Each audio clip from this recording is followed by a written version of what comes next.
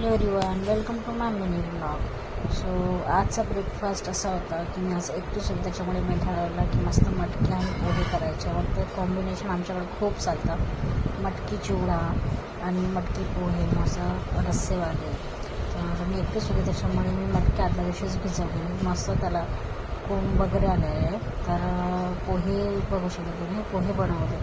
मटकी पूर्ण बनवून घेतली मी आधी. मला रेसिपी पूर्ण दाखवायला मिळाली नाही, त्याच्यामुळे मला सगळं कॅमेरा वगैरे थोडं ॲडजस्ट करता येत नाही आता स्टार्टिंगला. त्यामुळे मग मी मधातच त्याला शूट केलं आणि मग पोहे बनवून घेतले. एकीकडे मटकी बनवली. आमच्याकडे मटक्याला मोठ म्हणतात विदर्भामध्ये, तुमच्याकडे काय म्हणतात मला नक्की कमेंट करून सांगा.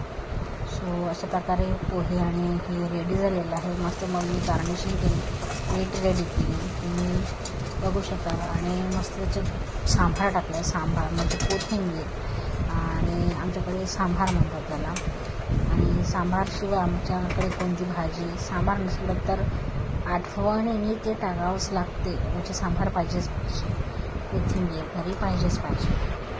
सो मग अशा प्रकारे मग मी सजवून घेतले प्लेट. आधी पोहे टाकायला त्याच्यावर मस्त गरम गरम मोठ टाकली. त्यानंतर मस्त असं गार्निशिंग करून घेतलं. बघू शकतो तुम्ही, मस्त एकदम टेम्पटिंग.